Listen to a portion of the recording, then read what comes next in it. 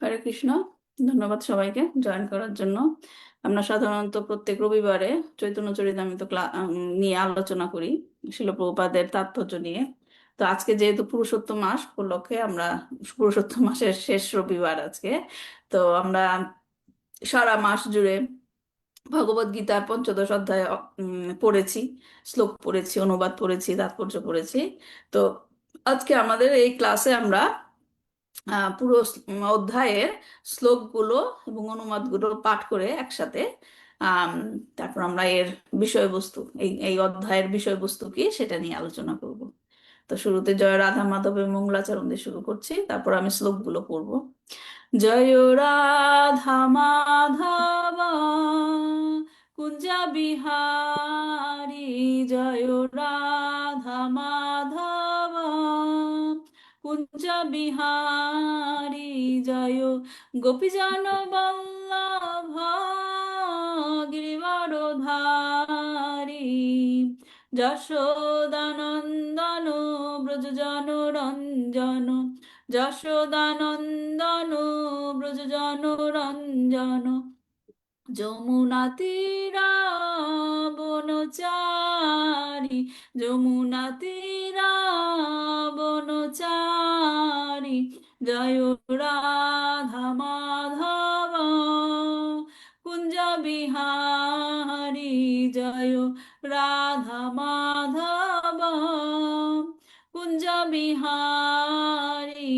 হরে কৃষ্ণ হরে কৃষ্ণ, কৃষ্ণ কৃষ্ণ হরে হরে, হরে রাম হরে রাম, রাম রাম হরে হরে। জয় প্রভুপাদ, প্রভুপাদ, প্রভুপাদ, জয় প্রভুপাদ, জয় জয় প্রভুপাদ, প্রভুপাদ, প্রভুপাদ, জয় জয় প্রভুপাদ। নিতাই গৌরা হরি বল, হরি বল, হরি বল, নিতাই গৌরা হরি বল। ওম অজ্ঞানাতিমিরান্ধস্য জ্ঞানাঞ্জনশলাকয়া চক্ষুর্মিলিতমেন তস্मै শ্রীগুরুবে নমঃ। শ্রীচৈতন্যমনোভীষ্টাং স্থাপিतं येन भूतले स्वयं रूपकदा मह्यं ददाति स्वपदान्तिकं। वन्देऽहं श्रीगुरु श्रीयुतपदकमलं, श्रीगुरुन् वैष्णवांश्च श्रीरूपं साग्रजातं सहगण रघुनाथान्वितं तं सजीवं साद्वैतं सावधूतं परिजनसहितं कृष्णचैतन्यदेवं श्रीराधाकृष्णपादान् सहगण ललिता श्रीविशाखान्वितांश्च। হে কৃষ্ণ করুণা সিন্ধু দীনবন্ধু জগৎপতে, গোপেশ গোপিকা কান্ত রাধাকান্ত নমস্তুতে। তপ্ত কাঞ্চন গৌরাঙ্গী শ্রী রাধে বৃন্দাবনেশ্বরী বৃষভানুসুতে দেবী প্রণমামি হরিপ্রিয়ে। वाञ्छाकल्पतरुभ्यश्च कृपा सिन्धुभ्येव च पतितानां पावनेभ्यो वैष्णवेभ्यो नमो नमः। नमोऽयं विष्णुपादाय कृष्णपृष्ठाय भूतले श्रीमते भक्तिवेदान्त स्वामिनिति नामिने। नमस्ते सारस्वती देवे गौरवाणी प्रचारिणे निर्विशेष शून्यवादी पाश्चात्य देशतारिणे। जय श्री कृष्ण चैतन्य प्रभु नित्यानंद श्री अद्वैत गदाधर श्रीवासादि गौरभक्तवृंद। हरे कृष्णा कृष्ण कृष्ण हरे हरे, हरे राम राम राम हरे हरे। ओम नमो भगवते वासुदेवाय, ओम नमो भगवते वासुदेवाय, ओम नमो भगवते वासुदेवाय। শ্রীমদ্ ভগবদ গীতা যথাযথ কি জয়, শিল প্রভুপাদ কি জয়, নিতাই গৌর প্রেমানন্দে হরি হরি বল। আমি শ্লোকগুলো পড়া শুরু করছি, আপনাদের সামনে বইটা আছে, উম, সবাই পাঠ করবেন, চ্যান্ট করবেন, কিন্তু মাইকটা এখন মিউট রাখবেন সবাই, ঠিক আছে? শ্রীমদ্ ভগবদ গীতা যথাযথ পঞ্চদশ অধ্যায় পুরুষোত্তম যোগ। श्रीभगवान् उवाच ऊर्ध्वमूलम् अधः शाखाम् अश्वत्थं प्रायुरव्ययम् छन्दांसि यस्य पर्णानि यस्तं वेद स वेदवित् अधश्चोर्ध्वं प्रस्थितस्तस्य शाखा गुणा प्रभृता विषयप्रबला अधश्च मूलानि आनुसन्ततानि कर्मानुबन्धीनि मनुष्यलोके। न रूपमा एषा ततोपलभ्यते नान्तो न चादिर्न च सम्प्रतिष्ठाम् अश्वात्थमेनां सुविरुद्धमूलाम् असङ्गशस्त्रेण धीरेण छित्त्वा तथा पदान्तात् परिमार्गितव्यम् यस्मिन् गता न निवर्तन्ति भूयाम् तमेव चद्दां पुरुषां प्रपद्ये तथा प्रवृत्ति प्रसृता पुराणी निर्माणमोहाजितसङ्गदोषा अध्यात्मनित्या विनिवृत्तकामा द्वन्द्वे विमुक्ता सुखदुःखसंज्ञे गच्छन्ति अमूढा पदमभयं तान् न तद्भषयते सूर्यो न शशाङ्क न पावका यद्गत्वा न निवर्तन्ते तद्धाम परमं मम ममैवांशो जीवलोके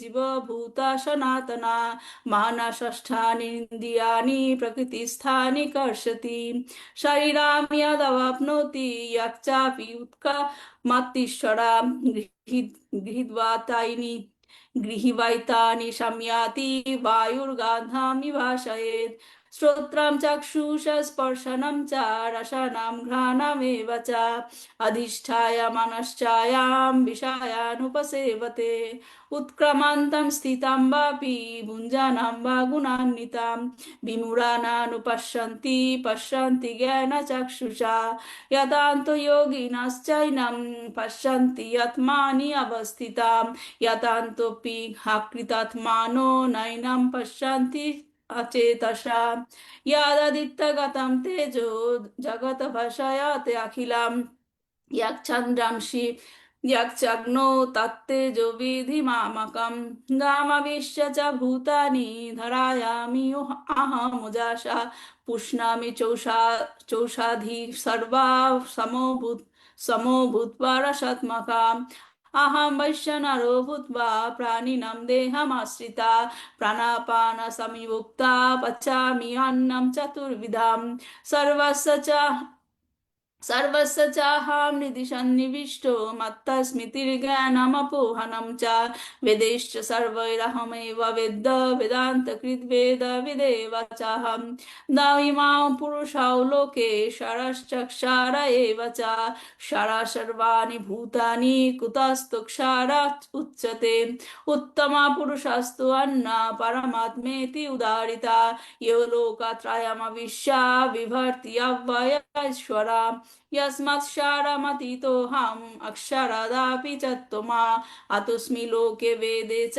प्रथिताय पुरुषोत्तमा यो माम् एव असमोद्धो जानाति पुरुषोत्तमां स सर्वविद्भजाति मां सर्वभावेन भारत इति गुह्यतमं शास्त्रम् इदमुक्तं मया नघ एतद्भूत्वा बुद्धिमान् स्यात् कृतश्च भारत হরে কৃষ্ণ এখন আমরা অনুবাদ পড়ব সবার কাছে বই আছে নাকি আমার স্ক্রিন শেয়ার করতে হবে হুম আচ্ছা শুরুতে সুচিত্রা মাতাজি আমার স্ক্রিনে প্রথম আছেন শুরু করুন তাড়াতাড়ি করতে হবে আমাদের আলোচনা করতে হবে আপনারা মাইকটা আনমিউট করেন হরে কৃষ্ণ। পঞ্চদশ অধ্যায় পুরুষতন্ত্র অনুবাদ। পরমেশ্বর ভগবান বললেন, ঊর্ধ্বমূল ও অধঃশাখা বিশিষ্ট একটি অব্যয় অশ্বত্থ বৃক্ষের কথা বলা হয়েছে। বৈদিক মন্ত্রসমূহ সেই বৃক্ষের পত্রস্বরূপ। যিনি সেই বৃক্ষটিকে জানেন তিনি বেদজ্ঞ। সুভদ্রা মাতাজি সুভদ্রা মাতাজি পরের শ্লোকটি। এই বৃক্ষের শাখাসমূহ জড় প্রকৃতি তিনটি গুণের দ্বারা পুষ্ট হয়ে অধোদেশে ও ঊর্ধ্বদেশে বিস্তৃত। ইন্দ্রিয়ের বিষয়সমূহই এই শাখা কোণের পল্লব। এই বৃক্ষের মূলগুলো অধোদেশে প্রসারিত এবং সেগুলো মনুষ্য লোকের সকাম কর্মের বন্ধনে আবদ্ধ। হরে কৃষ্ণ। তারপর প্রতিমা মাতাজি 3 আর 4 একসাথে। হরে কৃষ্ণ। এই বৃক্ষের প্রকৃত রূপটি এই জগৎ উপলব্ধ হয় না। এর আদি অন্ত স্থিতি যে কোথায় তা কেউই বুঝতে পারে না।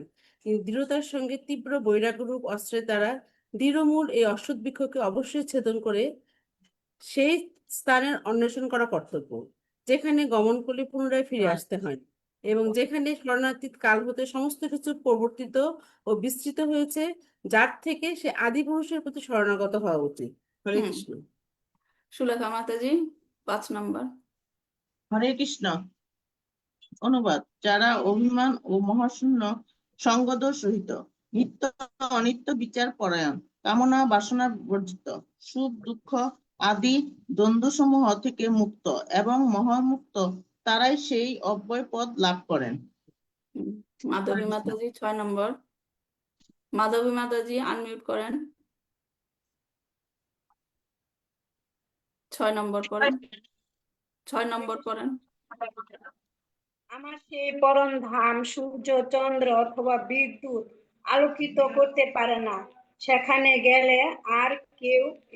গেলে আর এই জড় জগতে ফিরে আসতে হয় না। ধন্যবাদ মাতাজি। তারপর মন্দিরা মাতাজি 7 নম্বর। মাধবী মাতাজি আপনি মাইক মিউট করেন। মন্দিরা মাতাজি। মাতাজি, এই জড় জগতে বদ্ধ জীব সমূহ আমার সনাতন বিধ্বংস জড় প্রকৃতি বন্ধনে আবদ্ধ হওয়ার ফলে তারা মনসহ 6টি ইন্দ্রিয়ের দ্বারা প্রকৃতি রূপে ক্ষেত্রে কঠোর সংগ্রাম করেছেন। তারপর তাপসী মাতাজি। হরে কৃষ্ণ মাতাজি প্রণাম। প্রণাম। মাতাজি আমি মন্দিরা দেবী মাতাজির ওখানে আছি। হ্যাঁ পড়ুন আপনি 8 নম্বর। বায়ু যেমন কোনো উৎস থেকে গন্ধ নিয়ে অন্যত্র গমন করে, তেমনি এই জড়জগতে দেহের ঈশ্বর জীব এক দেহ থেকে অন্য দেহে তার জীবনে বিভিন্ন ধারণাগুলি নিয়ে যায়। হরে কৃষ্ণ মাতাজি। ধন্যবাদ। রত্নাকর মাতাজি 9 নম্বর। হরে কৃষ্ণ। 9 নম্বর। অনুবাদ: এই জীব চক্ষু, কর্ণ, ত্বক, জিহ্বা, নাসিকা ও মনকে আশ্রয় করে ইন্দ্রিয়ের বিষয়সমূহ উপভোগ করে। হরে কৃষ্ণ। কনক প্রভু হরে কৃষ্ণ। 10 নম্বর। মূঢ় লোকেরা দেখতে পায় না কিভাবে জীব দেহত্যাগ করে অথবা প্রকৃতির গুণের দ্বারা প্রভাবিত হয়ে কিভাবে তার পরবর্তী শরীর সে উপভোগ করে, কিন্তু জ্ঞান চক্ষু বিশিষ্ট ব্যক্তিগণ সমস্ত বিষয় দেখতে পান। হরে কৃষ্ণ। ধন্যবাদ। শালুকা মাতাজি 11 নম্বর।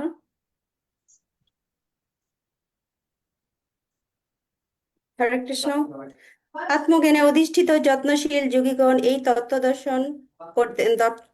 দর্শন করতে পারেন, কিন্তু আত্মতত্ত্বজ্ঞান রহিত অবিবেকীগণ যত্নপরায়ণ হলেও এই তত্ত্ব অবগত হতে পারে না।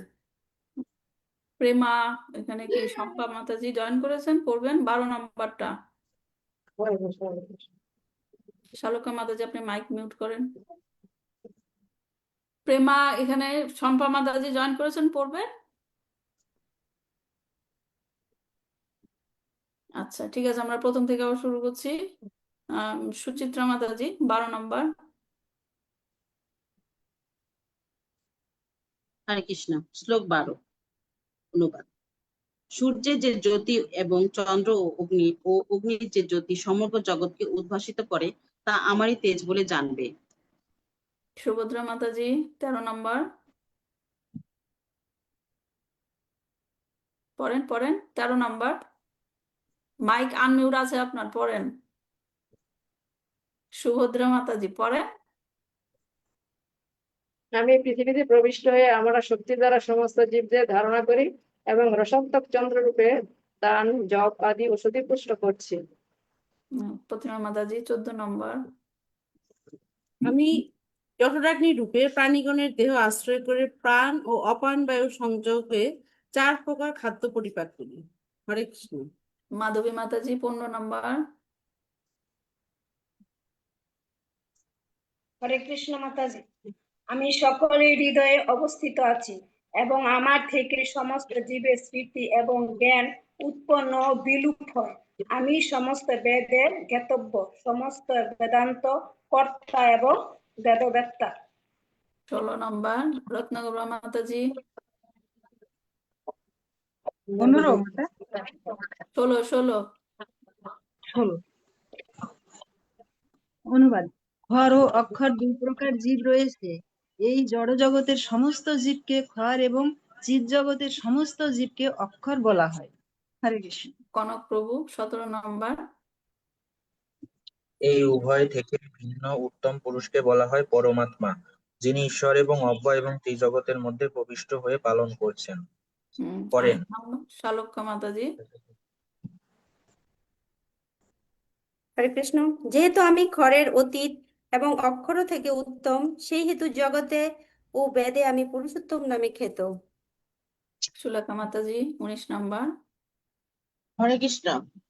হে ভরত, যিনি নিঃসন্দেহে আমাকে পুরুষোত্তম বলে জানেন, তিনি সর্বজ্ঞ এবং তিনি সর্বত্রভাবে আমাকে ভোজনা করেন। ধন্যবাদ। লাস্টের শ্লোক প্রেমা শম্পা মাতাজি আছে, পড়বে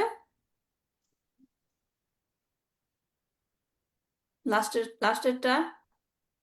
আহ, প্রেমা প্রেমা আমাকে প্রেমা হ্যাঁ, ই করবে। পড়ো তাড়াতাড়ি। হরে মাইক মিউট আছে। ওকে, আমরা দেরি করতে পারবো না, আমাদের ক্লাস শুরু করতে হবে। 20 নাম্বার 20 নাম্বার। হরে কৃষ্ণ মাতাজি, আমি পড়ি। হ্যাঁ, পড়েন। হে নিষ্পাপ অর্জুন, হে ভারত, এভাবে সবচেয়ে গোপনীয় শাস্ত্র আমি তোমার কাছে প্রকাশ করলাম। যিনি এই তত্ত্ব অবগত হন, তিনি প্রকৃত বুদ্ধিমান এবং তিনি কৃতার্থ হন। হরে হরে কৃষ্ণ। কৃষ্ণ। ধন্যবাদ সবাইকে। তা এখন আমরা আলোচনায় যাই। আমি স্লাইড শেয়ার করছি।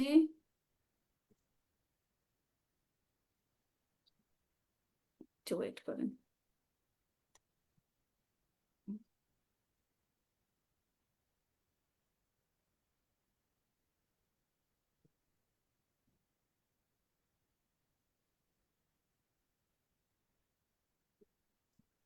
ওকে, দেখা যাচ্ছে? দেখা যাচ্ছে আপা। হ্যাঁ মাতাজি, দেখা যাচ্ছে।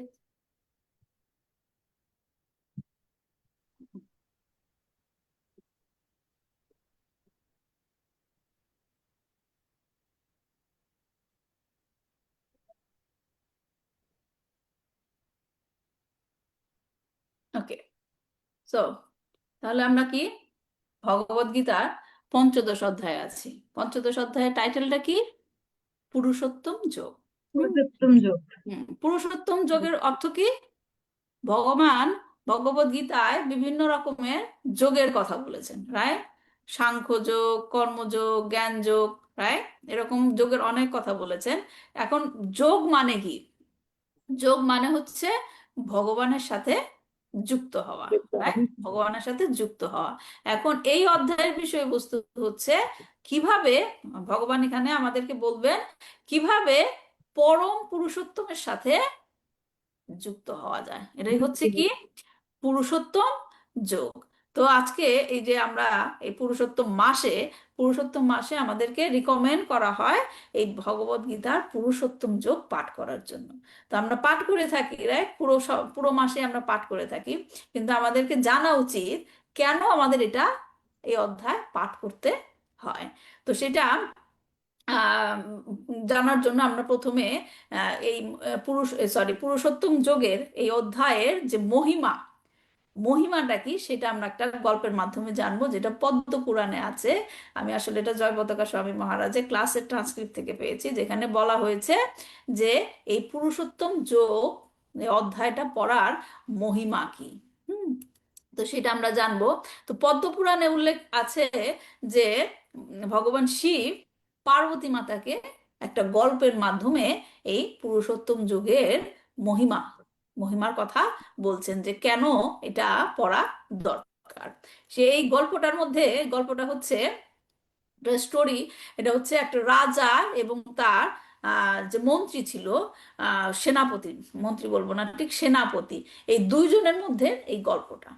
এবং সে সেনাপতি ছিল হচ্ছে খুব লোভী।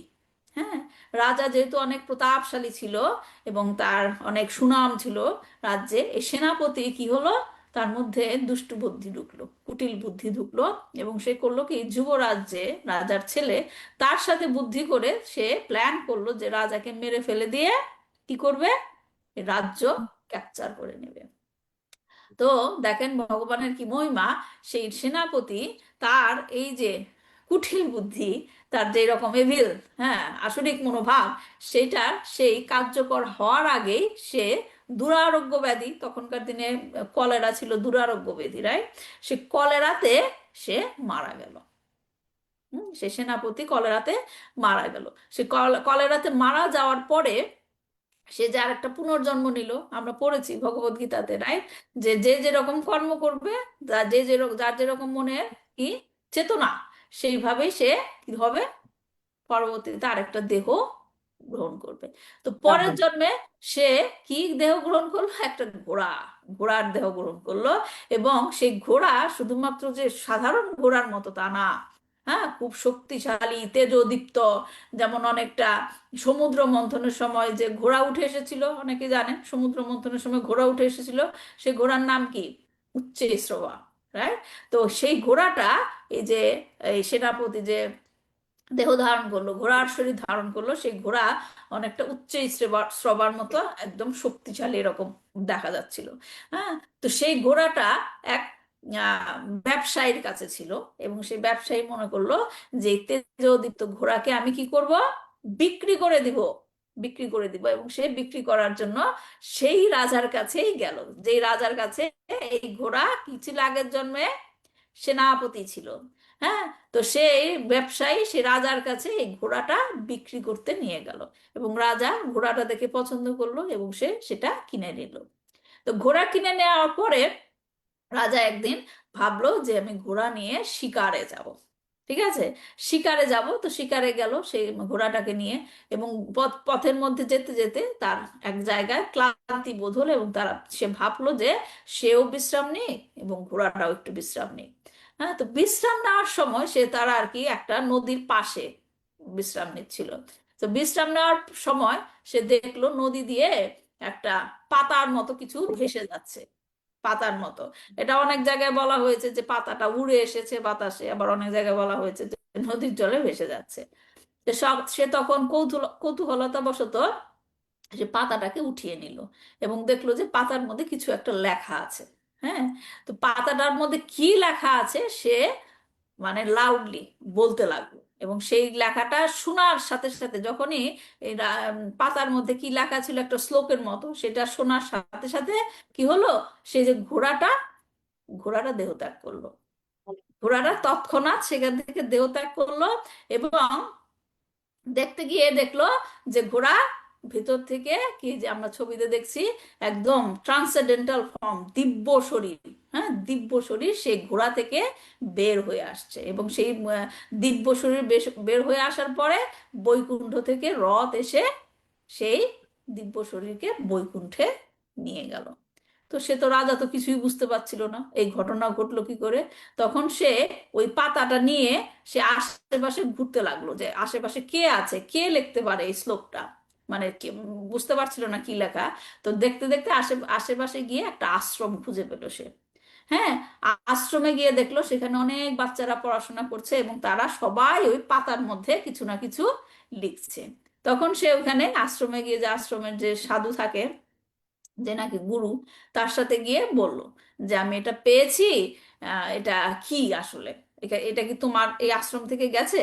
তখন সেই আহ, কি বলবো, সেই গুরু বলল যে হ্যাঁ, আমার এখানে বাচ্চারা তারা যখনই কোনো শ্লোক মুখস্থ করে বা যাই কিছু করে, তারা পাতার মধ্যে লেখে, হয়তো বা কোনো একটা পাতা এখান থেকে বাতাসে উড়ে বাইরে চলে গেছে এবং সেটাই তুমি পেয়েছো।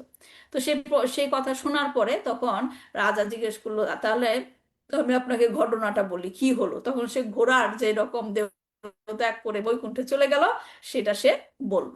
তখন সেই গুরু বলল, আসলে তুমি যে এই মন্ত্রটা উচ্চারণ করেছো সেটা কি, ভগবদ গীতার ৫ম অধ্যায়ের একটা শ্লোক, এবং সেটা শোনার সাথে সাথে তার কি মুক্তি, সেই আত্মাটা মুক্তি পেয়েছে। এবং সেই আত্মাটা কে ছিল, সে তখন ঘটনাটা বলল, তোমার সেনাপতি ছিল এরকম, ঘটনাটা বলল।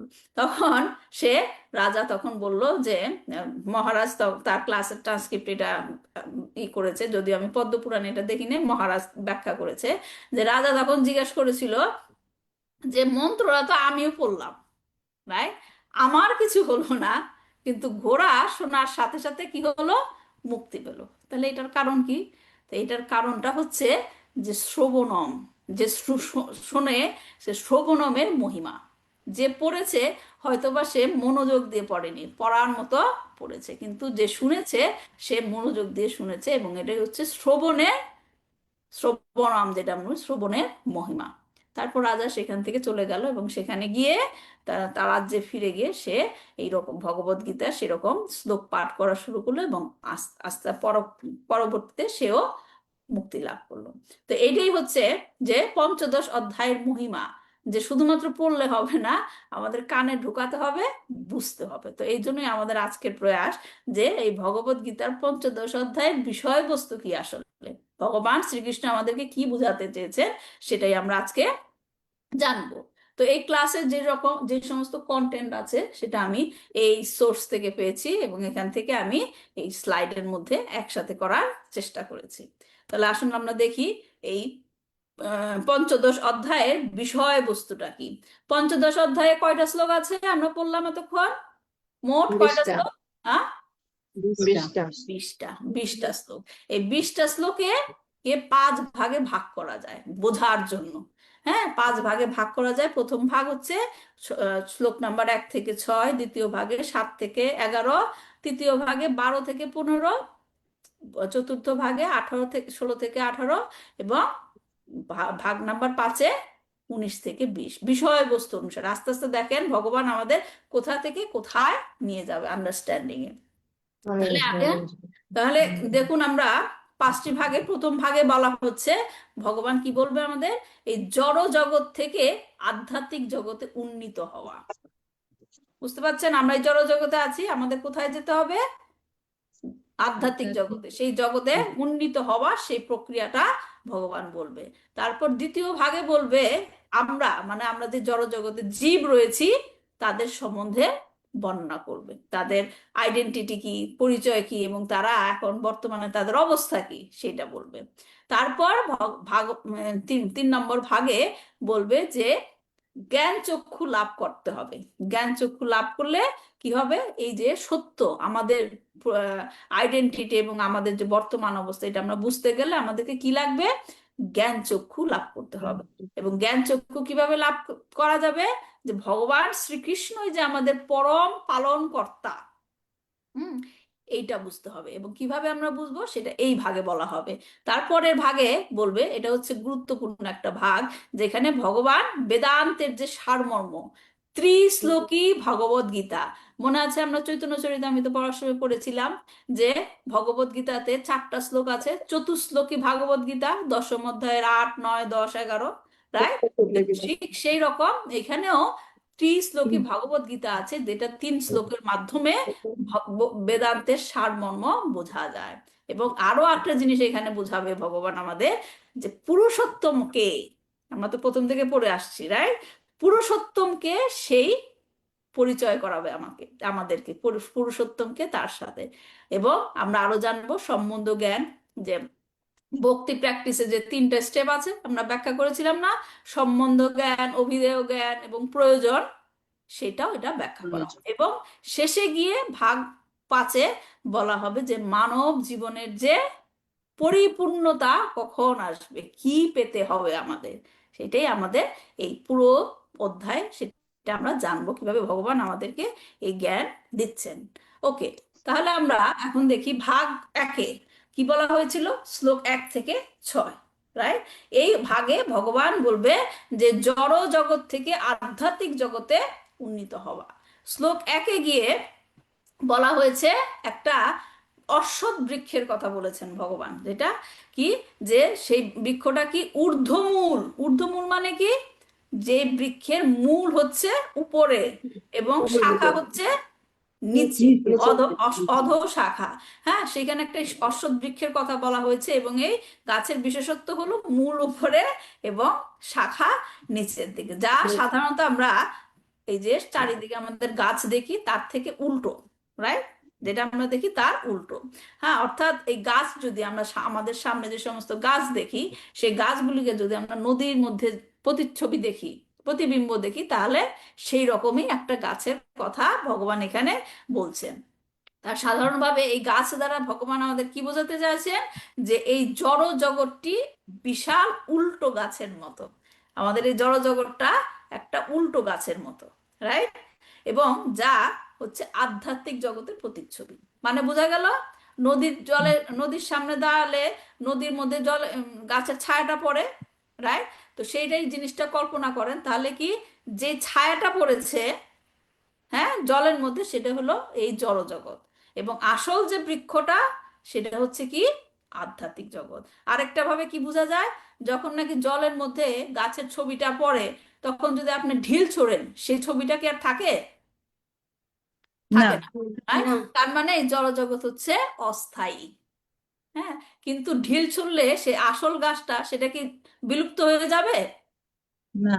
যাবে না। তার মানে সেই গাছটা হচ্ছে স্থায়ী। তার মানে আধ্যাত্মিক জগৎ হচ্ছে স্থায়ী, এবং যেটা জড় জগৎ সেটা কি অস্থায়ী, অস্থায়ী। কখনো আছে কখনো নাই। হ্যাঁ, তাহলে এই জড় জগৎ, এই দুইটা গাছেরই যখন আপনি ছবিটা দেখবেন, উপরের গাছের মূল এবং নিচের গাছের মূল একই সাথে কিনা? যখন ছবিটা আপনি দেখছেন নদীর তীরে, উপরের গাছের মূল এবং নিচের গাছের মূল একসাথে না? হ্যাঁ। হ্যাঁ, তার মানে জড় জগৎ এবং আধ্যাত্মিক জগতের মূল একজনই, কে? ভগবান শ্রীকৃষ্ণ। হ্যাঁ, তাহলে হ্যাঁ, তাহলে এই জড় জগৎটা যেহেতু একটা প্রতিবিম্ব, হ্যাঁ, যেমন একটা আপনার বাসায় আয়নার সামনে যদি একটা আপেল রেখে দেন, হ্যাঁ, আয়নার মধ্যে আপেলের প্রতিবিম্বটা পড়বে, পড়বে না? এখন ওই প্রতিবিম্বর দিকে তাকিয়ে কি আপনি আপেলের স্বাদটা পাবেন?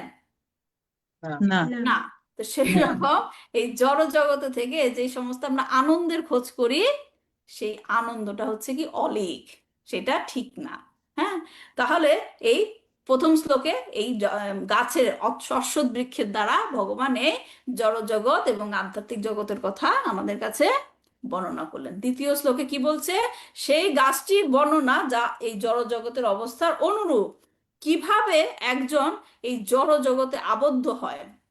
হ্যাঁ, এবং যেমন ধরেন জড় প্রকৃতির 3 গুণ, ইন্দ্রিয় গ্রাহ্য বিষয়, কর্মফল, এগুলির দ্বারা এই জড় জগতে মানুষ আটকে যায়। ঠিক আছে, এই শ্লোকে ভগবান সেটাই বলছেন, যে এই জড় জগতের যে গাছ, এই যে উল্টো গাছটা, এই গাছটাকে পুষ্টি প্রদান করে কে? মানে খাদ্য পুষ্টি প্রদান করে কে? এই জড় জগতের 3টি গুণ। এবং এই গাছের শাখাগুলো উপরের দিকে নিচের দিকেও বিস্তৃত, কিছু কিছু শাখা উপরে যায় এবং কিছু কিছু শাখা নিচের দিকে যায়। এর মাধ্যম দিয়ে বোঝানো হয়েছে যে ঊর্ধ্ব লোকেও কোনো কোনো লোক আছে এবং নিম্ন লোকেও কিছু কিছু লোক আছে। যেমন ঊর্ধ্ব লোকে কারা থাকে? দেবতারা থাকে, রাইট? তারপর আমরা পৃথিবী লোকে থাকি। আর নিম্ন লোকে কারা থাকে? অসুরাদি, রাইট? তো এই হচ্ছে, আর কি বলা হয়েছে, যে আমরা প্রথমে পড়েছিলাম মূল উপরের দিকে, রাইট, গাছের। কিন্তু এই শ্লোকে ভগবান বলছে কিছু কিছু মূল নিচের দিকেও যায়। বোঝার চেষ্টা করুন জিনিসটা। কিন্তু ভগবান কি বলেছে, কিছু কিছু মূল নিচের দিকেও যায়। এর মানে কি, এই মূলের দ্বারা যদি গাছের মধ্যে মূলটা, বট গাছের দেখেছেন না, কিছু কিছু শাখা নিচে চলে যায় এবং সেটা মাটিতে গিয়ে আটকে থাকে, থাকে না? তো সেই রকম বলছে যে এই গাছের কিছু কিছু মূল নিচে যায় এবং আটকে থাকে। এটা কিসের প্রতীক? যে আমরা যে কর্ম করছি, সেই কর্মফলের বন্ধন। হ্যাঁ, সেটাই বলছে ভগবান। তারপরে শ্লোকে ভগবান বলছে যে এই জড়জগতের বন্ধন থেকে মুক্তির উপায় কি। কৃষ্ণ বলেছেন যে এই বৃক্ষ বা জগৎ, যেটা আমরা বলছি উল্টা বৃক্ষ, সেটা নিয়ে এত চিন্তা করে লাভ নাই। সেটা কোথা থেকে আসলো, কোথা থেকে এর শুরু, কোথায় গিয়ে এর শেষ হবে, হ্যাঁ, এইসব নিয়ে চিন্তা করার কোনো মানে হয় না। এসব চিন্তা করলে কি হবে? শুধু বিভ্রান্তি বাড়বে। তার থেকে কি করতে হবে? সেই রহস্য উদ্ঘাটন না করে বরং দৃঢ়তার সাথে বৈরাগ্যের অস্ত্র দিয়ে সেই গাছের সাথে তোমার যে তোমার যে সংযোগ, সেটাকে কেটে ফেলো। বুঝতে পারছেন? গাছের উৎপত্তি কোথায় সেগুলো না জেনে এই গাছের সাথে আমাদের কি সম্পর্ক, সেটাকে ছিন্ন করে ফেলো। এবং এইভাবে যখন নাকি যেমন ধরেন একজন বন্দী যদি কারাগারে বন্দী থাকে, সে কি কারাগারটাকে ভেঙে ফেলতে পারবে? পারবে? না। পারবে না। না। বরঞ্চ তার কি করা উচিত, যে আমি ভালো ভালো কাজ করে আমার এখানকার মেয়াদ যেন আমি কমাতে পারি, রাইট? সেটা সে করতে পারে। তাই আমাদের কি উচিত, এই জড় জগতের এত কিছু নিয়ে চিন্তা না করে এই জড় জগৎ থেকে আমরা বের হব কিভাবে, সেইটার চেষ্টা করা উচিত। এবং এইভাবে যখন অনাসক্তির দ্বারা একজন জড় জগতের সবকিছু থেকে অনাসক্ত হবে, সেই মাত্র কেবল কৃষ্ণের শরণাপন্ন হতে পারবে, এবং আপনা থেকেই সে সমস্ত বন্ধন থেকে কি হবে, মুক্ত হয়ে যাবে।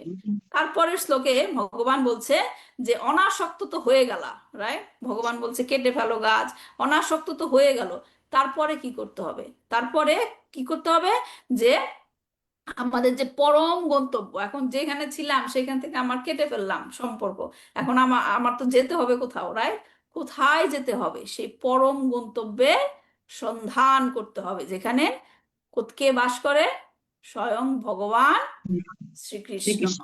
হ্যাঁ, এবং সেই জায়গার সন্ধান করতে হবে যেখান থেকে আর কাউকে ফিরে আসতে হবে না, এবং সেইখানে যে বাস করে পরম পুরুষোত্তম ভগবান, তার শরণাপন্ন হতে হবে। তাহলে কি বোঝা গেল?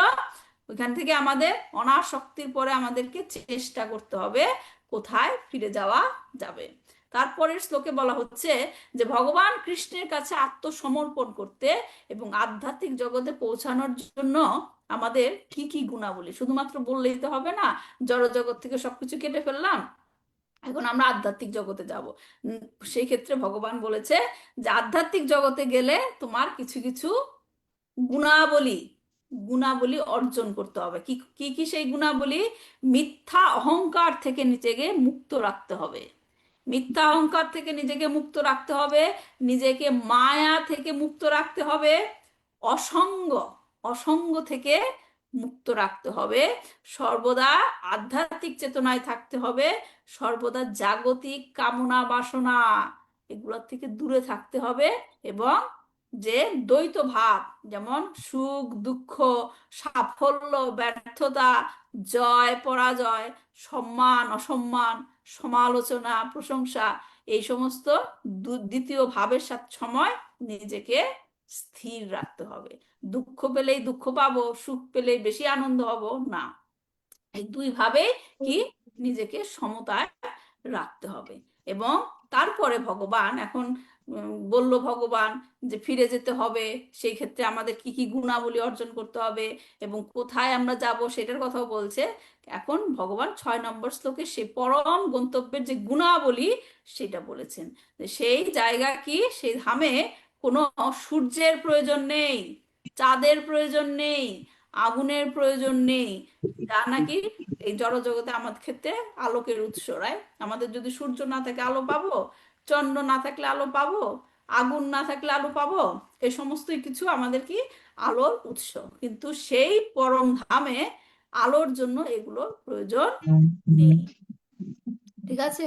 তো এই অধ্যায় এই ভাগ থেকে আমরা তাহলে কি কি শিখলাম? যে ঊর্ধ্বমূল এবং অধঃশাখা বিশিষ্ট অশ্বত্থ বৃক্ষের দ্বারা ভগবান কৃষ্ণ কি কি ব্যাখ্যা করলেন? যে আধ্যাত্মিক জগতই হচ্ছে আমাদের প্রকৃত গৃহ, এই জড়জগৎ হচ্ছে আমাদের কি অস্থায়ী অস্থায়ী বাসস্থান। জীব হিসাবে আমরা কিভাবে জড় অস্তিত্বে জড়িয়ে পড়ি, হ্যাঁ, এবং সেই বন্ধন থেকে কি মুক্তির উপায় সেটা ভগবান বলেছে কেটে ফেলো, রাইট? সেই যুক্ততা। এবং তারপরে আমরা পরবর্তী ভাগে দেখব যে কি বলছে ভগবান। এখানে আমাদের জড় জগতের জীব যারা, আমাদের সম্বন্ধে ভগবান বলছে যে আমাদের কি আইডেন্টিটি এবং আমরা কি অবস্থায় আছি। 7 নম্বর শ্লোকে ভগবান বলছেন যে জীবের পরিচয় এবং জড় জগতে তাদের অবস্থান। জীব কি? জীব হচ্ছে আত্মা, হ্যাঁ, জীবভূতা সনাতনা, তারা হচ্ছে আত্মা সনাতন। আমাদের কথা বলছে, কিন্তু আমরা কে? জীব হচ্ছে আত্মা সনাতন। কিভাবে? কারণ আমরা হচ্ছি ভগবান শ্রীকৃষ্ণেরই অংশ, তাই না? তিনি কি বলেছেন? মাময় বাংশ জীবলোকে, এই জীব হচ্ছে আমার কি অংশ। এখন পূর্ণ যে তার অংশ, আমরা। এখন পূর্ণ যে সে হচ্ছে সনাতন, রাইট? এখন তার অংশ হিসেবে আমরাও সনাতন, রাইট? তো সেটাই বলছে যে তার অংশ হিসেবে আমরাও নিত্য এবং আমরাও হচ্ছে তার অংশ হিসেবে সনাতন রূপে রয়েছি, এবং এই কারণে আমরা সর্বদাই কৃষ্ণের সাথে কি যুক্ত। হ্যাঁ, আমরা সর্বদাই কৃষ্ণের সাথে যুক্ত, কারণ আমরা হচ্ছে তার অংশ। ঠিক তেমন ভাবে আবার চিন্তা করেন, অন্যান্য জীব যারা আছে তারাও ভগবানের অংশ, অংশ কিনা? হুম, শুধুমাত্র কি মানুষের কথা বলছে? না, না, সকল জীবের কথা বলছি। সকল জীবের কথা বলছে এবং প্রত্যেকটা মানুষের কথাও বলছে। তো এখন অন্যান্য জীবেরাও কি সনাতন, ভগবানের সনাতন, এবং অন্যান্য জীবেরাও কি ভগবানের সাথে সর্বদা যুক্ত।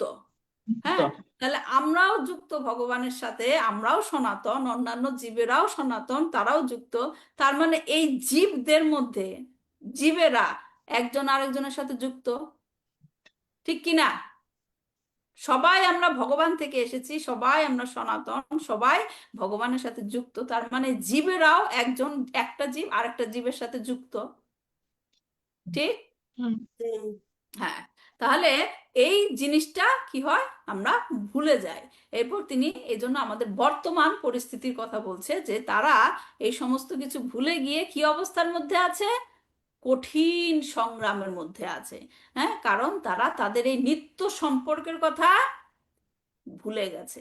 ভগবানের সাথে যে সম্পর্ক, সেটা ভুলে গিয়ে তারা কি মনে করছে, যে আমাদের সম্পর্ক হচ্ছে প্রকৃতির সাথে, রাইট? এই ভুলের কারণে তারা কি সদা সর্বদা সংগ্রাম করছে। হ্যাঁ, এখন লোকেরা বলতে পারে, কে বলেছে, আপনি আমাকে বলেন, আমি সংগ্রাম করছি, আমি তো খুব আনন্দে আছি, আমার জীবনে, আমার জীবন খুব সুখে আছে। তো তাই ভগবান পরবর্তী শ্লোকে সেটার কথা বলছেন, যে 8 এবং 9 নম্বর শ্লোকে ভগবান এই সংগ্রামের একটি ব্যাখ্যা দিয়েছেন। সেটি হচ্ছে কি, যে আত্মার স্থানান্তর, এই যে কর্ষতি কথা বলছে ভগবান, যে জীবেরা সদা সর্বদা সংগ্রাম করে চলছে, সেটার মানে কি? সেটার মানে হচ্ছে এই আত্মা সর্বদা এক দেহ থেকে আরেক দেহে স্থানান্তর হচ্ছে। তারা কিসের মধ্যে রয়েছে? জন্ম মৃত্যুর চক্রের মধ্যে রয়েছে। এখন কেউ যখন একটা বন্ডেজের মধ্যে থাকে, সে কি বলতে পারে আমি আনন্দে আছি? আপনার হাত পা বেঁধে যদি কেউ রাখে, হ্যাঁ, এখন আপনি বলতে পারেন ওর হাত পা বেঁধে রেখেছে লোহার শিকল দিয়ে, আর আমার হাত পা বেঁধেছে সোনার শিকলে, তার মানে আমার পজিশন হায়ার। হ্যাঁ, বলতে পারেন, রাইট? কিন্তু অবস্থা কি, দুইজনেরই তো এক, দুইজনই বন্দী। দুজনেই তো বন্দী রয়েছে, রাইট? তো এই কথা ভগবান বলেছেন, যে তারা সব জীবেরাই হচ্ছে এখানে সংগ্রাম করছে, কারণ তারা জন্ম মৃত্যুর চক্রে বন্দী হয়ে রয়েছে। হ্যাঁ, এবং এখানকার কৃষ্ণ সেই ব্যাখ্যাটাই দিয়েছেন, কিভাবে তারা এক দেহ থেকে আরেক দেহে স্থানান্তর হয়।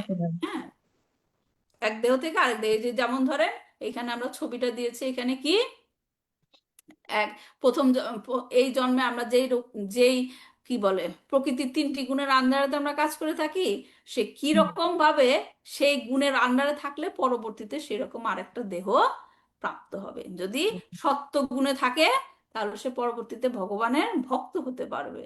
তমগুণে থাকলে সে পরবর্তীতে তমগুণে থাকলে কি, যে খারাপ খারাপ কাজ করা, রাইট? মাংস ভক্ষণ, তারপর কি জুয়া খেলা, তারপর মদ্যপান করা, তাহলে তার পরবর্তীতে সেরকম শরীরই সে প্রাপ্ত হবে। তাহলে কি বোঝা গেল, যে আত্মা একটা তার যে পরবর্তী দেহ যে ধারণ করে, সে আগের দেহের যে নির্দিষ্ট একটা ইন্দ্রিয়, বিশেষ প্রকার ইন্দ্রিয়, সে মন সেটাকে নিয়ে যায় পরবর্তী শরীরে। হ্যাঁ, তার আগের জন্মে কি কি করেছে, সেই ভাবটা, সেই কনসাসনেসটা সে মন ক্যারি করে নিয়ে যায় আরেকটা দেহে, এবং সেইভাবেই তার নতুন ইন্দ্রিয়গুলি তৈরি হয়, তাহলে কি বোঝা গেল, আত্মা একটা বিশেষ ইন্দ্রিয় সমষ্টি নিয়ে নতুন দেহ লাভ করে, এবং কিন্তু সেই একই মন আগের দেহ থেকে পরবর্তী দেহতে সে ছাপ নিয়ে যায়। এবং নতুন ইন্দ্রিয়গ্রাহ্য বস্তুর সঙ্গে সংযোগ স্থাপনের মাধ্যমে ইন্দ্রিয়গুলোকে উপভোগ করে। সুতরাং এটাই হচ্ছে আমাদের দুঃখ এবং সংগ্রামের পেছনের সত্য। কিন্তু সবাই এই যে আত্মার যে যাত্রা, হ্যাঁ, এক দেহ থেকে আরেক দেহে, সেইটা অনেকেই বোঝে না, বা কেউ বুঝলেও সেটা গ্রহণ করে না। ঠিক আছে, কেউ কেউ বোঝে, কেউ কেউ বোঝে না। কেন কেউ কেউ বোঝে কেউ কেউ বোঝে না, সেটাই ভগবান পরবর্তীতে বলছে যে পুনর্জন্মের এই সত্য উপলব্ধি করার ক্ষেত্রে জীবের কেউ কেউ বুঝতে পারে, কেউ কেউ সমর্থ, কেউ কেউ অসমর্থ। কারণ কে বুঝতে পারে আর না বুঝতে পারে সেটা দেখতে হলে তার জ্ঞান চক্ষুর প্রয়োজন হয়। যার আধ্যাত্মিক জ্ঞান নাই সে এই আত্মার যাত্রা বুঝতে পারবে না, এবং সে সব দেখতে পায় না, এবং সে একজন হচ্ছে মূর্খ ব্যক্তি। তো ভগবদ গীতার এক স্থানে ভগবান বলেছেন এক জায়গায় যে তারা বলে যে সুখী, কিন্তু আসলে তারা দুঃখী। সুখে থেকেও একজন মানুষ কিভাবে দুঃখ পেতে পারে? কারণ সে সর্বদাই দুঃখী। তো যাই হোক, কি বলছে ভগবান, যে তার আধ্যাত্মিক জ্ঞানের প্রয়োজন, না হলে সে এই জিনিসটা, সে যে কষ্টের মধ্যে আছে সে বুঝতে পারবে না। কিন্তু যিনি আন্তরিক প্রচেষ্টার দ্বারা আন্তরিক প্রচেষ্টার দ্বারা এই জ্ঞান লাভ করেন, যিনি আত্ম উপলব্ধিতে স্থিত, তিনি সমস্ত সত্যকে দর্শন করতে পারবেন। তো এখানে ভগবান কি বলছেন, সেই জ্ঞান লাভ করতে হবে। সুতরাং লক্ষ্য হলো কি, জ্ঞান চক্ষু লাভ করা। তাহলে আমরা কিভাবে সেটা লাভ করা যায়, তখন ভগবান পরবর্তী সেকশনে বলছেন যে জ্ঞান লাভ করা যায় কিভাবে, সেই জিনিসটা বুঝে যে ভগবানই হচ্ছেন আমাদের পরম পালনকর্তা। তিনি সর্বভাবে আমাদেরকে টেক কেয়ার করেন, পালন করে। এই 12 থেকে 15 নাম্বার শ্লোকে তিনি বলছেন, হ্যাঁ, 4টি শ্লোকে ভগবান বলছেন যে আমাদের এই সমগ্র জগৎকেও তিনি পালন করেন, এবং আমাদেরকে, হ্যাঁ, ইন্ডিভিজুয়ালি আমাদেরকেও সে পালন করেন। হ্যাঁ, জীব এই জড় জগৎকে তিনি আলো দিয়ে আলোকিত করার জন্য আমাদেরকে সূর্য, চন্দ্র এবং অগ্নির প্রয়োজন হয়, এবং ভগবান কৃষ্ণই সেই চন্দ্র, সূর্য এবং অগ্নির তেজের উৎস। তিনি ব্যবস্থা করেন এই জড় জগতের অস্তিত্ব কিভাবে টিকিয়ে রাখা যায়। এবং আমরা যদি সেটিকে দেখি যে কৃষ্ণ প্রতিটি গ্রহে প্রবেশ করে, আমরা বলেছিলাম যে পরমাত্মা রূপে তিনি প্রতিটি গ্রহে প্রবেশ করে, রাইট?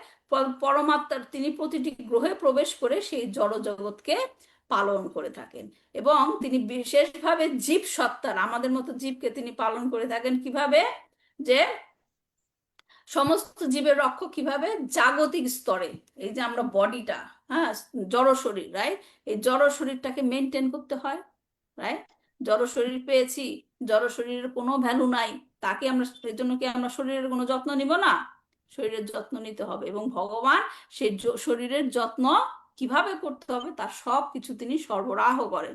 এই শরীরটাকে দিয়েছেন ভগবান, রাইট? ভগবান শরীরটাকে টিকিয়ে রাখার জন্য খাদ্যকে দিয়েছে ভগবান। কিন্তু ভগবান খাদ্য খাওয়ার পরে সে খাদ্যটাকে হজম করতে হবে, তাই তো? সে হজম করার জন্য ভগবান ধরনের অগ্নি আছে, আগুন, সে আগুনটাই হচ্ছে আমি, যা তোমাদের খাদ্য পরিপাকে সাহায্য করে। এই গেল জাগতিক স্তরে, এ হচ্ছে জাগতিক স্তরে তিনি আমাদেরকে হেল্প করে থাকেন। এখন আধ্যাত্মিক স্তরে কি করেন?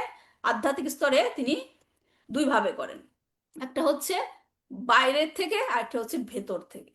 এর জন্য ভগবান কি বলেছেন, যে সর্বস্ব চাহাম হৃদয় সন্নিবিষ্ট, মানে আমি প্রত্যেকটা জীবের হৃদয়ে বাস করি, হ্যাঁ, প্রত্যেকটা জীবের হৃদয়ে বাস করে আমি কি করি, যে তাদের জ্ঞান, তাদের স্মরণ ক্ষমতা এবং তাদের বিস্তৃতি ক্ষমতা, হ্যাঁ, তাদের মানে কোনো সময় তাদের জ্ঞান দরকার হয়, কোনো সময় তাদের স্মরণ দরকার হয়, কোনো সময় তাদের বিস্তৃতি দরকার হয়, এর সব কিছুই আমি কি করি, মেনটেন করি, তাদের এই ক্ষমতাগুলো আমি মেনটেন করি, এবং তিনি হচ্ছেন কি ভেতরে থেকে আমাদেরকে সমস্ত কিছু রক্ষা করেন। আর বাহ্যিকভাবে কি করেন, তিনি আমাদেরকে জ্ঞান, বেদের জ্ঞান দান করেন কিভাবে, কার শোনা মাধ্যমে? যাচ্ছে না?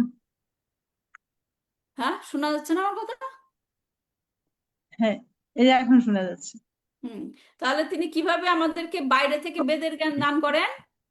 গুরুর মাধ্যমে, মাঝে মাঝে ডিস্টার্ব করতেছে। হ্যাঁ, আধ্যাত্মিক গুরুর মাধ্যমে এবং শাস্ত্রের মাধ্যমে তিনি আমাদেরকে বেদের জ্ঞান প্রদান করেন, যাতে আমরা সেই জ্ঞান লাভ করে ধীরে ধীরে আধ্যাত্মিক স্তরে উন্নীত হতে পারি। হ্যাঁ, এবং তিনি ভিতরে থেকেও আমাদেরকে জ্ঞান প্রদান করেন, কে? চৈতা গুরু রূপে।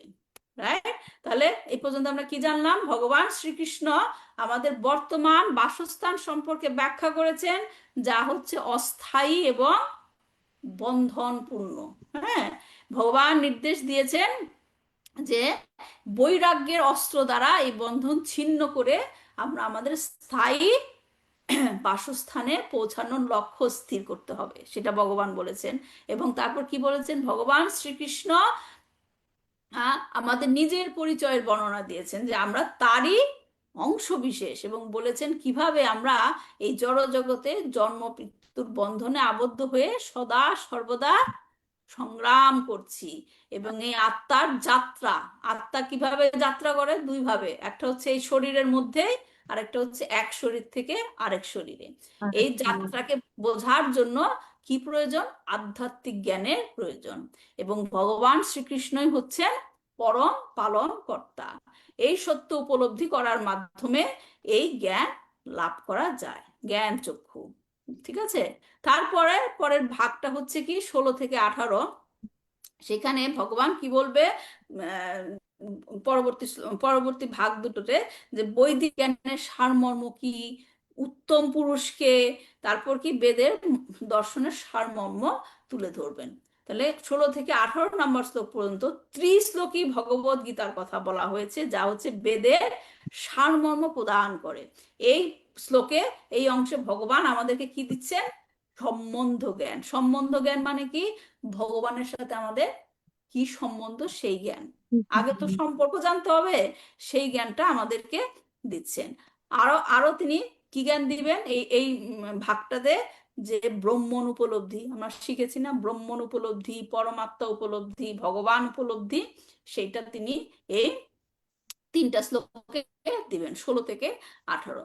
তো এই পর্যন্ত ভগবান শ্রীকৃষ্ণ এক ধরনের জীবের কথা বলেছে, এই জড় জগতে যারা আছে।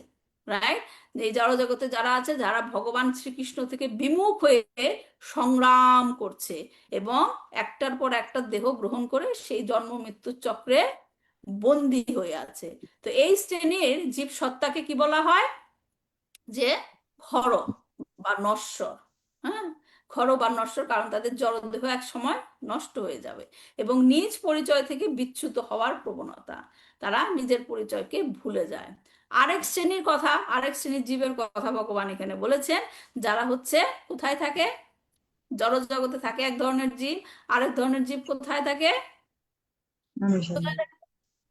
আধ্যাত্মিক জগতে। আধ্যাত্মিক জগতে তারা কিসের জন্য থাকে? সদা সর্বদা ভগবানের সেবায় নিযুক্ত। হ্যাঁ, এখন এই শ্লোকটি কিভাবে মানে এখানে যে ব্রহ্ম উপলব্ধির কথা বলা হয়েছে প্রথম শ্লোকটাতে, তারপর দ্বিতীয়টাতে আমি ব্রহ্ম উপলব্ধির অত ব্যাখ্যায় গেলাম না, কারণ আমাদের সময় শেষ হয়ে আছে। তারপরের শ্লোকটাতে বলা হয়েছে পরমাত্মার কথা। পরমাত্মার কথা তিনি এখানে বলেছেন, দেখেন, উত্তম পুরুষ বলা হয়েছে, পরম পুরুষোত্তম না। উত্তম পুরুষের বর্ণনা দিয়েছেন। তিনি কে? তিনি হচ্ছে পরমাত্মা। এই উত্তম পুরুষ দুই শ্রেণীর, যে আমরা বললাম না, জড় জগতে এক ধরনের জীব আর আধ্যাত্মিক জগতে আরেক ধরনের জীব। এই উত্তম পুরুষ সেই দুই ধরনের জীবেরও ঊর্ধ্বে। ঠিক আছে? এই উত্তম পুরুষ হচ্ছে সেই দুই রকমের জীবেরও ঊর্ধ্বে, এবং তিনি হচ্ছেন কি? পর আত্মা। তারপরে দেখা যাচ্ছে যে আমরা 13 নম্বর শ্লোকে দেখে এসেছিলাম, যেখানে ভগবান বলেছেন যে আমি সমস্ত লোকে প্রবেশ করে সেগুলার কি করি? পালন করি। কিন্তু এইখানে আবার এই শ্লোকের মধ্যে 17 নম্বর শ্লোকে ভগবান বলছে উত্তম পুরুষ যে, সে সমস্ত লোকে প্রবেশ করে তার রক্ষণাবেক্ষণ করেন। তার মানে এখান থেকে আমরা কি বোঝা যায়? ভগবান শ্রীকৃষ্ণ উত্তম পুরুষ রূপে সমস্ত গ্রহে প্রবেশ করে সেটার কি রক্ষণাবেক্ষণ করেন। তাহলে উত্তম পুরুষ রূপে যে তিনি প্রবেশ করেন, সেই উত্তম পুরুষ রূপের নাম কি? পরমাত্মা। পরমাত্মা। বুঝা গেল? তার মানে সে উত্তম পুরুষের দ্বারা পরমাত্মার সাথে আমাদের পরিচয় করাচ্ছেন। তাহলে ভগবান শ্রীকৃষ্ণ আসলে কে, সেটা তিনি পরবর্তী শ্লোকে বলেছেন যে তিনি এখানে ঘোষণা দিয়েছেন সেই পরম পুরুষোত্তম হচ্ছি আমি। তার মানে কি, ভগবান শ্রীকৃষ্ণ হচ্ছেন পরম পুরুষোত্তম। এবং এই শ্লোকটি ভগবানের উপলব্ধির বিষয়ে বর্ণনা করা হয়েছে। যা কারণ তিনি কেন বলছেন আমি পরম পুরুষোত্তম, কারণ আমি হচ্ছি অতীন্দ্রিয়, আমি অভ্রান্ত, সর্বশ্রেষ্ঠ, এবং আমি জড়জগৎ এবং আধ্যাত্মিক জগৎ সব জায়গাতেই আমি এবং সমস্ত বেদে আমি প্রশংসিত। তাই এই যে অধ্যায়টিকে পরম পুরুষোত্তম যোগ বলা হয়, এখানে কৃষ্ণ স্পষ্টভাবে প্রতিষ্ঠা করেছেন যে তিনি হচ্ছেন পরম পুরুষোত্তম, এবং তার সাথে আমাদেরকে যুক্ত হওয়াই হলো আমাদের উদ্দেশ্য। হ্যাঁ, যুক্ত হওয়ার শিক্ষা দেয়। তা আপনাদের মনে আছে প্রথম দিকে যে ভগবান বলেছিলেন যে কি বৈরাগ্যের বৈরাগ্যের তলোয়ার দিয়ে সেই গাছের সাথে যে তোমার সংযোগ সেটাকে কেটে ফেলো, পড়েছিলাম আমরা প্রথম দিকে। এবং এবং হ্যাঁ, বলেছিল যে সেই সংযোগ কেটে ফেলার পর পরবর্তী স্টেপের কথা কি বলেছিল, কি করতে হবে তারপর? ভগবানের সাথে সম্পর্ক স্থাপন করতে হবে। তোমাকে সেই জায়গার খোঁজ করতে হবে যেখানে তোমার ফিরে যেতে হবে, যেখান থেকে যেখানে গেলে আর ফিরে আসতে হয় না। এবং সেইখানে কে বাস করে? পরম পুরুষোত্তম ভগবান শ্রীকৃষ্ণ। তার শরণাপন্ন হতে হবে বলেছিল না ভগবান প্রথম দিকে। আমিও কি এখন এই অধ্যায়ের শেষে এসে বলছেন যে সেই পুরুষোত্তম ভগবান হচ্ছি আমি, এবং আমাদের করণীয় কি? তার সাথে সম্পর্ক স্থাপন করা। তার সাথে যুক্ত হওয়া। তো এখানে এই শ্লোকে 16 থেকে 18 নম্বর শ্লোকে ভগবান কি বলছেন? ব্রহ্ম, পরমাত্মা, ভগবান, এই তিনটির ক্রম বিকাশ কিভাবে কিভাবে হয় সেটার মাধ্যম দিয়ে আমাদেরকে চরম, আমাদের যে চূড়ান্ত গোল, সেখানে আমাদেরকে নিয়ে যাচ্ছে যে পরম পুরুষোত্তম ভগবানের সাথে যুক্ত হও। হ্যাঁ, তো এখন পরবর্তী সেটা তাহলে ওইটা আমাদের গেল সম্বন্ধ জ্ঞান, রাইট? ভগবান পুরুষোত্তম ভগবানের সাথে আমাদের কি পরিচয় করিয়ে দিল আমাদের সম্বন্ধগুলো। এখন পরবর্তীতে ভগবান বলছেন যে তারপরের স্টেপটা কি। আমরা তো জানলাম যে পরম পুরুষোত্তম ভগবান শ্রীকৃষ্ণ এবং তার সাথে আমাদের সম্পর্ক রয়েছে, নিত্য সম্পর্ক রয়েছে। তারপরের স্টেপটা তাহলে কি হবে? তারপরের স্টেপটা কি? অভিধেয় বলে, রাইট? কি ধরনের কার্যক্রম করতে হবে, অ্যাক্টিভিটি, সেটা আমরা কিভাবে করব? তার সাথে যে সম্পর্ক সেটাকে আরো জোরালো করতে, সেটাকে রিভাইভ করতে কি করতে হবে? সার্ভিস করতে হবে, সেবা ভজতি। করতে হবে। এর জন্য ভগবান কি বলছেন? ভজতি মাম, হ্যাঁ, আমার ভক্তিপূর্ণ সেবায় যুক্ত হও। সেটা হচ্ছে সেটা হচ্ছে দ্বিতীয় স্টেপ, কি? অভিধেয়। এবং তারপরে শ্লোকে ভগবান কি বলছেন? যে তাতেই তোমার কি হবে? জীবনের পরিপূর্ণতা আসবে। হ্যাঁ, সেটাই হচ্ছে মানব জীবনের পরিপূর্ণতা। সেটাই হচ্ছে কি ভক্তির স্তরের লাস্টের স্টেপ, কি? প্রয়োজন। ঠিক আছে, এই গেল সম্বন্ধ জ্ঞান, অভিধেয় জ্ঞান, প্রয়োজন জ্ঞান, আমাদের ভক্তি প্র্যাকটিসের তিনটা কি স্টেপ, রাইট? এখন একটা সুন্দর জিনিস ভগবান এই শ্লোকে বলেছেন যে তোমাকে আমি এই জ্ঞানগুলো দিচ্ছি, এই জ্ঞানগুলো কি? গুহ্য জ্ঞান।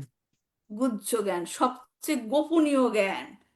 আমি অর্জুন, তোমাকে আমি এই জ্ঞানগুলো দিচ্ছি, এই জ্ঞানগুলো হচ্ছে সবচেয়ে সিক্রেট জ্ঞান, গোপনীয় জ্ঞান। কিন্তু আমি তোমাকে দিচ্ছি, কেন দিচ্ছি?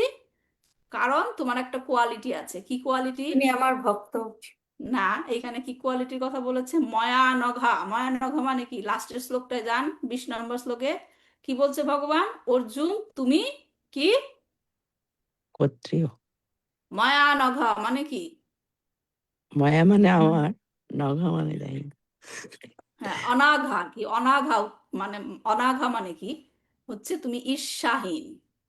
ও ঈর্ষায় বিহীন। হ্যাঁ, তুমি ঈর্ষাবিহীন, তোমার মধ্যে কোনো ঈর্ষা হিংসা নেই, এর হিংসা নেই। জন্য হিংসা নেই। এর জন্য আমি তোমাকে এই জ্ঞান প্রদান করলাম। তা এখন আমরা তো ভগবত গীতা পড়ছি, এখন এই জ্ঞান তো ওপেন হয়ে গেছে। হ্যাঁ, অর্জুনের কাছে বলেছে, কিন্তু আমরাও আমাদের কাছে জ্ঞান ওপেন হয়ে গেছে, কিন্তু আমরা কি অর্জুনের মতো কোয়ালিফাইড? নো। আমাদের মধ্যে আমরা আমরা আমরা নির্বাচন নাই। অর্জুনের মতো কোয়ালিফাইড না, সেই কথা ভগবানও জানে।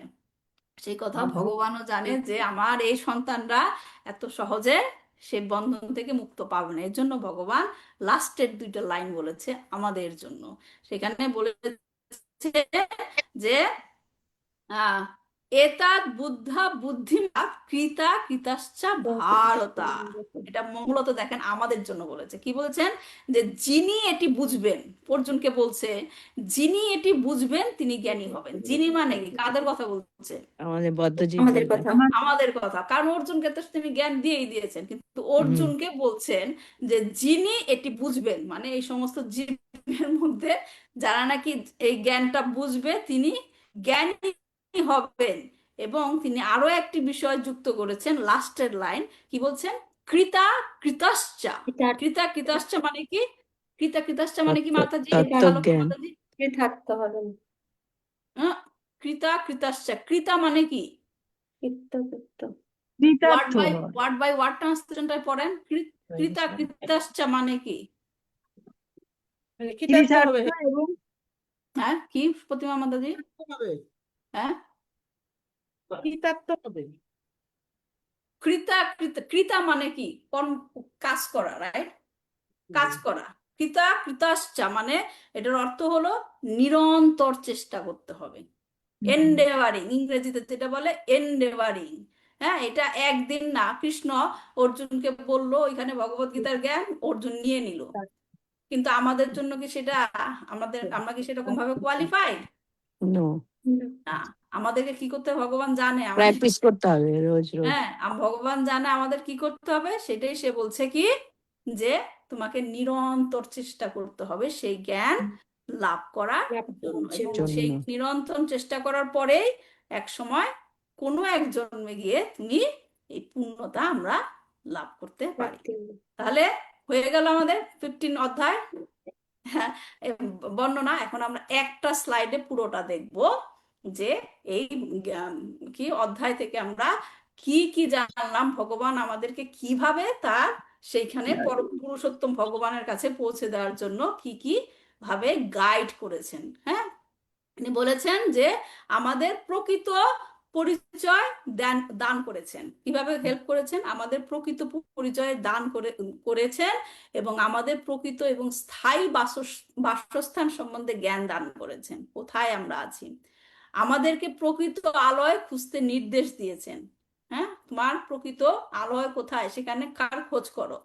তারপর বলেছেন যে আমাদের পরম পালনকর্তা ভগবান শ্রীকৃষ্ণের জ্ঞান দান করেছেন, যে তোমাদের একমাত্র শরীর, একমাত্র পালনকর্তাকে আমি। ভগবান শ্রীকৃষ্ণ। হ্যাঁ, তারপর তিনি পরম পুরুষের সাথে আমাদের শাশ্বত সম্পর্কের জ্ঞান প্রদান করেছেন, যা আমি তোমাদেরকে হেল্প করছি। হ্যাঁ, আমাদেরকে আমার কাছে ফিরে আসার জন্য। কারণ কি?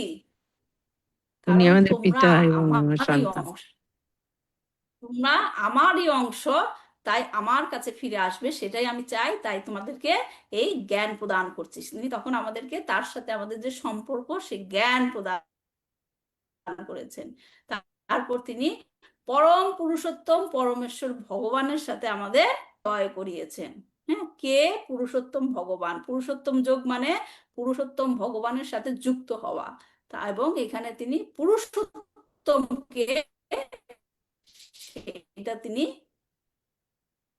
ব্যাখ্যা করেছেন, যে পরম পুরুষোত্তম ভগবানের সঙ্গে পরিচয় করিয়ে দিয়েছেন এবং তাদেরকে সবাইকে তার কাছে আত্মসমর্পণ করতে নির্দেশ দিয়েছেন। এবং তাতে করে আমরা কি হব? শেষ স্টেপে গিয়ে জীবনের পরিপূর্ণতা লাভ করব। ঠিক আছে? তাহলে আমাদের জীবনের পরিপূর্ণতা কখন আসবে? যখন আমরা ভগবানের ভগবানের কাছে আলোয় ফিরে আত্মসমর্পণ যাব। করবো। আত্মসমর্পণ করে ভগবানের কাছে ফিরে যাওয়ার জন্য, সে পরম আলয়তে ফিরে যাওয়ার জন্য সদা সর্বদা, শুধু একদিন না, 1 ঘন্টা না, সদা সর্বদা নিরন্তর। চেষ্টা করো, নিরন্তর চেষ্টা করে যাব। ঠিক আছে, বোঝা গেল 15 অধ্যায়। এটা খুব পঞ্চদশ সুন্দর অধ্যায়। স্লাইডটা, আমি পেতে চাই। এটা আমি বারে বারে দেখতে চাই, তাহলে যদি মাথার মধ্যে ঢুকে যায়। পাবো এটা? দেখা যাক, এটা আমার স্লাইড পাঠাতে দেখতে হবে। আপনি তো আচ্ছা, আমি এটা তো ইউটিউবেই দিয়ে দিব, ইউটিউবে দেখতে পারবেন। ইউটিউবের কথাই তো, ইউটিউবে তো করা যায় না। আপনি একবার দেখাচ্ছেন চলে যাচ্ছে, মানে এক্সপ্যান্ড করা যায় না বা দেখা যায় না ভালো করে। স্ক্রিন বড় করলে পারবেন তো। হুম, দেখা যাক, আমি ট্রাই করব। মানে পুরোটাই প্রথম first slide and second slide দুটোই থাকবে? সব পুরোটাই থাকবে। আচ্ছা, আচ্ছা। হুম, ঠিক আছে, কারো কোনো প্রশ্ন আছে? বোঝাতে কষ্ট হয়েছে? কিছু কিছু গভীর বিষয় ছিল বোঝার, আমি সেটাগুলো স্কিপ করে গেছি, কারণ আমি একসাথে তো আমি প্রথম থেকে শুনতে পাইনি, ওদিকে উনি এসেছিলেন, তো আচ্ছা, এটা শুনতে শুনতে দেরি হয়ে গেছে। অসুবিধা নেই। কারো আর কোনো ওই যে প্রশ্ন আছে? এটা করেছেন, কালকে সকালে করেছিলেন, রাইট? ওই যে বৈষ্ণব গানটা, হ্যাঁ, হ্যাঁ, ওটারও ইউটিউবে আছে? এখনো আপলোড করিনি, করে দেব। আচ্ছা, আচ্ছা। আমি একটা স্ক্রিনশট দিতে মিস করছি। আচ্ছা, ঠিক আছে, তাহলে কারো কোনো প্রশ্ন থাকলে রাখছি। ভালো থাকবেন সবাই। বাঞ্ছাকল্পতরুভ্যশ্চ কৃপা সিন্ধুভ্যেব চ পতিতানাং পাবনেভ্যো বৈষ্ণবেভ্যো নমো নমঃ। শ্রীমদ্ ভাগবত গীতা যথাযথ কি জয়, জয়। পুরুষোত্তম মাস কি জয়, শিল বলো প্রভুপাদ ফারো। কি জয়, জয় গৌর প্রেমানন্দে, হরি হরি হরে বল। হরে। হরে কৃষ্ণ। মাগের পরে যাচ্ছি।